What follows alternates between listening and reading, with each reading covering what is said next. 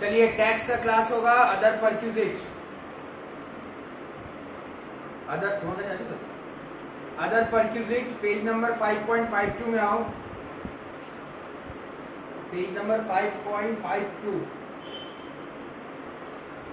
Other perquisite. ठीक है, देखो ये क्लास खत्म करने के बाद, आज का क्लास खत्म करने के बाद हम लोग का सैलरी में प्रोविडेंट फंड वाला पोर्शन रहेगा। ओके, तो प्रोविडेंट फंड रहेगा एक, और एक रहेगा profit in lieu of salary, और उसके बाद डिडक्शन पार्ट है, और एक मिसलेनियस टॉपिक रहेगा। ऑलमोस्ट 2-3 वीडियो रहेगा, 15 से 20 मिनट करके, मैक्सिमम पकड़ लो 4 वीडियो, सैलरी खत्म। याद रखना अपने लोगों को इस महीना में टैक्स में क्या क्या खत्म करना है, बेसिक कॉन्सेप्ट खत्म करना है, रेसिडेंशियल स्टेटस खत्म करना है, सैलरी खत्म करना है, हाउस प्रॉपर्टी। सैलरी के बाद हाउस प्रॉपर्टी हम करवाएंगे। ओके, और जो पहला 2 चैप्टर जो छूटा है, बेसिक कॉन्सेप्ट और रेसिडेंशियल स्टेटस डिस्कस का छूटा है, वो ऑफलाइन बुला के करवा देंगे। ओके, अच्छा अदर परक्यूजिट क्या बोला, देखो रूल 3 सबसेक्शन 3 में क्या लिखा हुआ है, value of sweeper, gardener, watchman, personal attendant provided by employer is fully taxable. मान लो तुमको अगर स्वीपर दिया जाता है, या गार्डनर दिया जाता है, या वॉचमैन दिया जाता है, या पर्सनल अटेंडेंट दिया जाता है कंपनी के द्वारा, तो ये सब फुल्ली टैक्सेबल होगा। समझ में आया ना, फुल्ली टैक्सेबल, याद रखना, gardener, sweeper, watchman, personal attendant fully taxable. ठीक है, अच्छा फिर रूल 3-4 देखो, सैलरी अभी चलेगा 2-4 क्लास, 3-4 क्लास और चलेगा। तुम लोग तब तक पूरा सैलरी का कंसेप्ट को ग्रिप में रखो, क्योंकि सैलरी से एक क्वेश्चन कंफर्म एग्जाम में आता है। ऐसे तो परीक्षा একটা क्वेश्चन मुझे सैलरी थे, सैलरी कंफर्म आएगा 10 मार्क्स का, 10 से 15 मार्क्स का। तो उसीलिए बता रहे हैं सैलरी को सारा प्रोविजन को बढ़िया से पढ़ लो, फिर बड़ा बड़ा सम्स देंगे हम लोग, झटक झट कर लेगा एकदम दे लो, वो मैं कराऊंगा नहीं, तुम लोग को खुद समझ में आ जाएगा। इतना कुछ पढ़ने के बाद तो बड़ा सम्स खुद से बन ही जाएगा ना।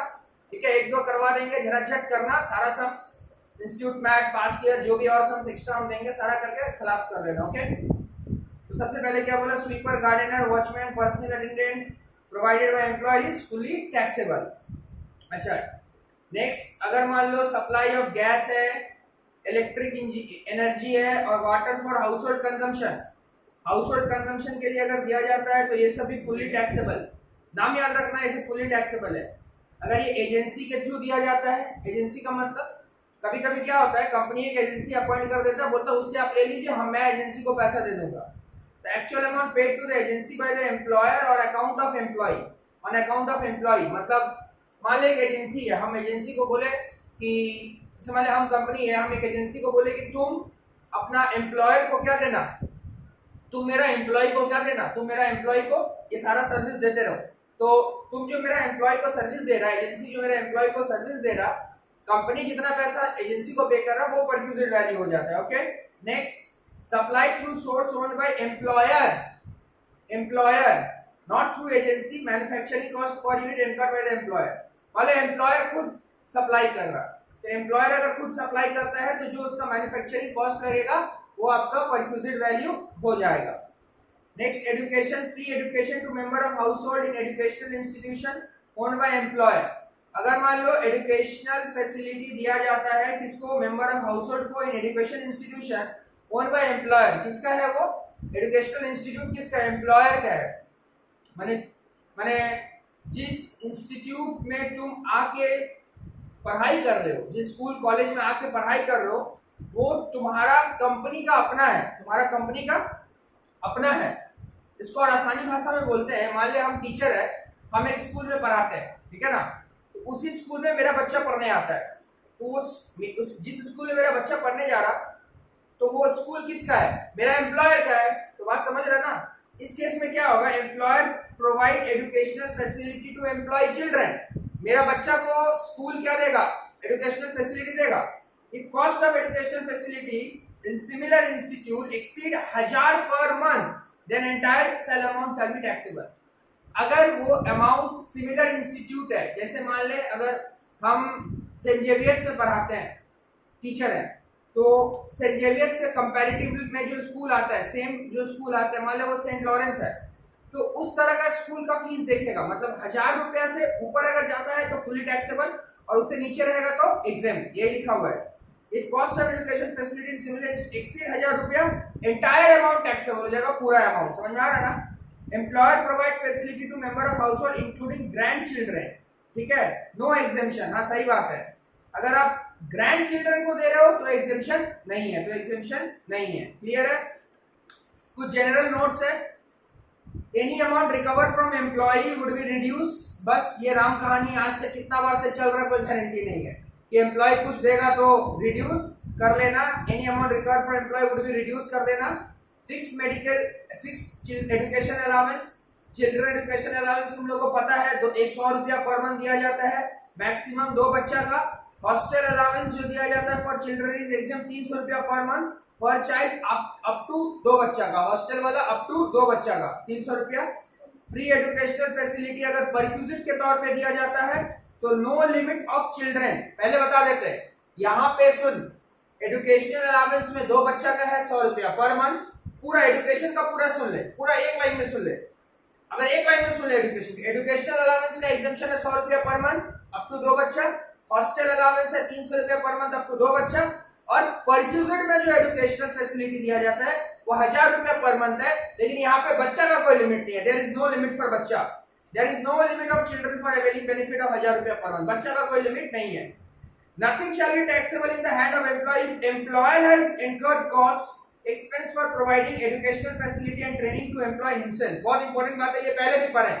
अगर एम्प्लॉय अपना ट्रेनिंग करता है, एम्प्लॉय अपना ट्रेनिंग करता है, माने मान ले तू जिस कंपनी में नौकरी करेगा, कंपनी तेरे को ट्रेनिंग करवा रहा है और वहां कंपनी तेरे पीछे पैसा खर्च कर रहा, तो वहां पे कुछ भी टैक्सेबल नहीं होगा। ये हम लोग पढ़े थे, कुछ कुछ अलाउंस जिस पे टैक्स नहीं लगता है उसमें ये पढ़े थे। एकेडमिक अलाउंस, ये क्या ट्रेनिंग वाला जो अलाउंस है वो उस पे टैक्सेबल नहीं होता, ये पढ़े थे अलाउंस में। सुनेगा, Y being employ of X limited, Y X limited का एम्प्लॉय है, attendant seminar organised by employer, कौन देता है? एम्प्लॉयर देता है। Seminar fee paid by the employer, seminar fees कौन पे किया? 3500 रुपए का एम्प्लॉयर दिया। नॉट टैक्सेबल, ये टैक्सेबल नहीं होगा। क्यों नहीं टैक्सेबल होगा? क्योंकि ये as it is provide to employee, किसको दिया जा रहा? एम्प्लॉई को दिया जा रहा, for his education and not his children education. याद रखेगा, माने एम्प्लॉय को पढ़ाई लिखाई के पीछे अगर कंपनी खर्च करता है ना तो वहां पे टैक्सेबल नहीं है, वहां पे टैक्सेबल नहीं है। क्लियर है? Educational facility provide by employer to his member household which include children, perquisite है। अगर मान ले एजुकेशनल फैसिलिटी एम्प्लॉयर दे रहा है तो ये परक्यूजिट है, अलाउंस नहीं है। भैया परक्यूजिट और अलाउंस कैसे समझेंगे? अलाउंस का मतलब तेरे को दे दिया जाएगा तो खर्च कर, परक्यूजिट में पैसा दे दिया जाएगा तो खर्च कर। परक्यूजिट में पैसा नहीं देगा, तेरे को पैसा नहीं देगा, तेरे को क्या देगा? फैसिलिटी देगा। समझ में आ गया? तो क्या निचोड़ समझा?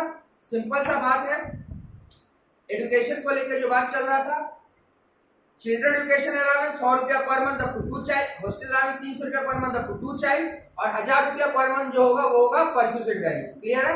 ऊपर जाएगा तो टैक्सेबल, उससे नीचे होगा तो टैक्सेबल नहीं है। एम्प्लॉय का पीछे अगर कंपनी खर्च करता है तो फिर वो एग्जेम्प्ट हो जाता है। क्लियर है? आज छोटा छोटा 3 सम से करते हैं। चिल्ड्रन एजुकेशन अलाउंस 2000 रुपया पर मंथ है पर चाइल्ड फॉर 3 चिल्ड्रन, फॉर कितना चिल्ड्रन? 3 चिल्ड्रन।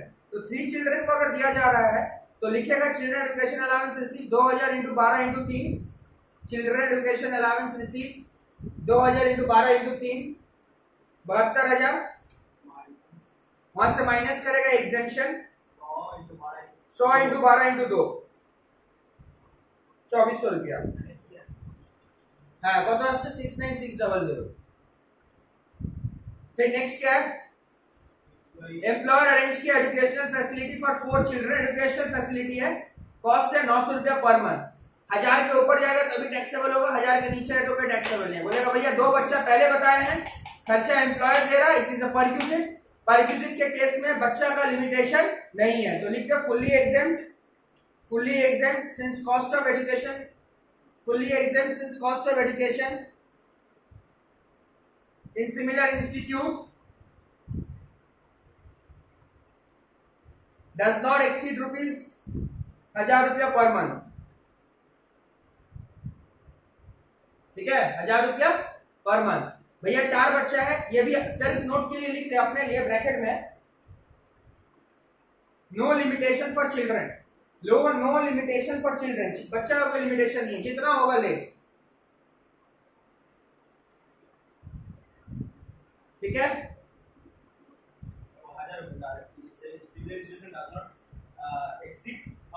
हाँ। अच्छा नंबर 3,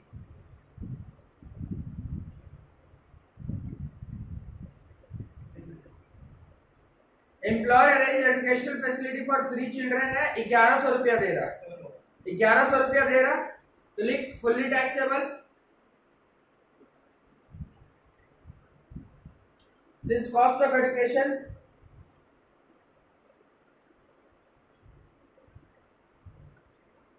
एक्सीड 1000 रुपया per month,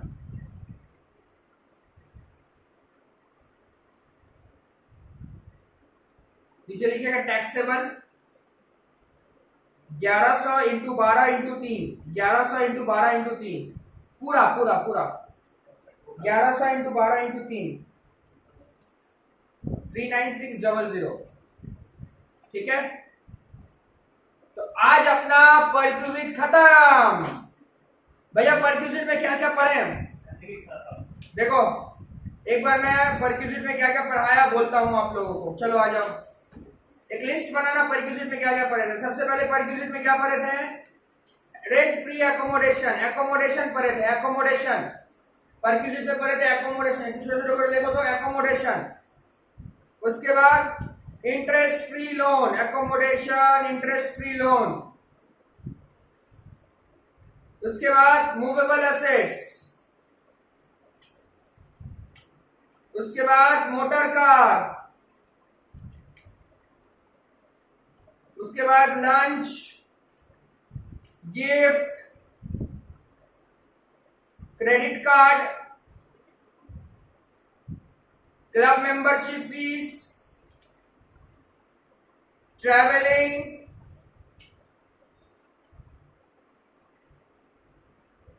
employ obligation, ESOP, medical treatment. अच्छा मेडिकल ट्रीटमेंट, और उससे पहले टिकट था, free ticket, LTC leave travel concession, फिर उसके बाद गैस इलेक्ट्रिसिटी,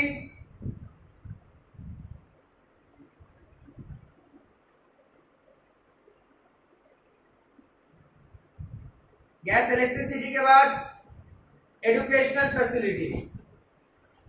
পড়া জিনিস হলো আমি মাঝখানে লাস্ট পর্যন্ত একটা ইয়ে বলে দিচ্ছি, একটা 5 নম্বর টোটাল বলো, আন্দাজ বলো একটু।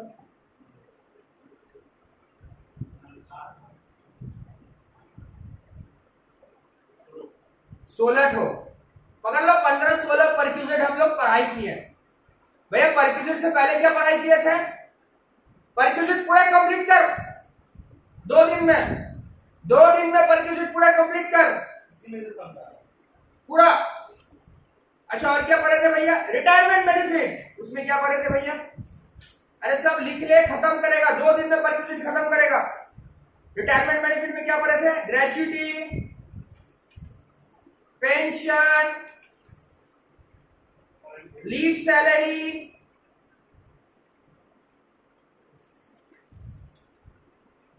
VRS, retrenchment compensation. देखो result positive negative professional course में मैटर नहीं करता है, मैटर करता है कि आप जो चैप्टर पढ़ाई किए हो वो आपका 100% कंप्लीट है कि नहीं। तो अभी जैसे हम लोग सैलरी पढ़ रहे हैं, ये 100% कंप्लीट है, समझ में आ रहा है ना। अब मान लो अगर तुम्हारा रिजल्ट पॉजिटिव आया तब तो बहुत अच्छा, अगर किसी का रिजल्ट नेगेटिव आता है तो एटलीस्ट ये तो बोल सकता है ना कि मेरा सैलरी कंप्लीट है, मेरा सैलरी की वजह से रिजल्ट नेगेटिव नहीं आया, रिजल्ट नेगेटिव आया कोई और चैप्टर के वजह से या कोई और सब्जेक्ट के वजह से। तो ये सब पॉजिटिव चीज उठाना पड़ता है। जैसे कभी कोई टीम अगर हार जाता है तो लास्ट में देखना जो कमेंटेटर रहता है वो पूछता है कि what are the positive which you have taken from this game. तो आपसे भी यही क्वेश्चन किया जाएगा, what are the positive which you have taken from this term. तो आप बोल सकते हो ना कि I have completed my salary chapter fully and try to, मतलब ट्रस्ट करो। सीएमए इंटर में फर्स्ट ग्रुप में सैलरी पीजीबीपी, याद रखना, salary PGBP, capital gain and TDS, 4 chapter, salary PGBP, capital gain, TDS, चारों चैप्टर महारथी चैप्टर है यार, टू लेंदी, चारों लेंदी चैप्टर है। अगर तुम ये 4 चैप्टर कंप्लीट कर रहे हो ना, देखो हम लोग ये 4 महीना में 4 चैप्टर कंप्लीट करेंगे, मतलब इसके साथ और भी पढ़ाया जाएगा, लेकिन 1 महीना में 1 लेंगे, सैलरी 1 महीना में लेंगे, नेक्स्ट महीना में अगर हम लोग कैपिटल गेन लेते हैं, फिर पीजीबीपी लेंगे, फिर टीडीएस लेंगे। इसको धीरे धीरे पढ़ के ना और समझ में आता है। तो तुम्हारा बाकी जो 4 चैप्टर के बाद तुम्हारा कोर्स में 17 चैप्टर है, जो तुम्हारा रेस्ट 14-15 चैप्टर, 11 कितना 13 चैप्टर, 12-13 चैप्टर बचता है, वो बहुत छोटा छोटा चैप्टर है। अब बताओ, बहुत छोटा चैप्टर है, तो इस चैप्टर को, टैक्स को, ये सब चैप्टर टैक्स का ग्रिप में रखो। क्लियर है ना? तो हम लोग रिटायरमेंट, इसमें क्या पढ़े थे, रिटायरमेंट में क्या पढ़े बोले दिए, ग्रेचुइटी सब बोले दिए, कड़ा होइछे, कड़ा ग्रेचुइटी रिटायरमेंट है, अरे देखो नहीं, पांचटा तो gratuity, pension, leave salary, VRS, retrenchment compensation, पांचटा। আচ্ছা, তারপরে আমরা কি পড়েছিলাম, তার আগে অ্যালাউন্স পড়েছিলাম, ভালো করে মনে আছে? ফুলি टैक्सेबल, पार्टली टैक्सेबल और एग्जेम्प्टेड, बस सैलरी এইটুকু তো আছে। ये सब तुमको बोलना चाहिए, इससे क्या होगा ना, मतलब तुम, अरे भाई तुम पहले एक काम करो, सैलरी को रिवाइज करो। 1 से 2 दिन का अंदर में अलाउंस, 2 दिन का अंदर में रिटायरमेंट बेनिफिट, और 2 दिन का अंदर में परक्विजिट। 6 दिन में within 6 days you have to complete the full chapter of salaries revision. Okay, पूरा कंप्लीट कर लो सैलरी का रिवीजन, एक एक प्रोविजन को बैठा लो दिमाग में। ओके, ठीक है, चलिए हम लोग इसके बाद हाउस प्रॉपर्टी पढ़ेंगे। अभी चलेगा, सैलरी खत्म नहीं हुआ, 2-3 वीडियो और मिलेगा इसका।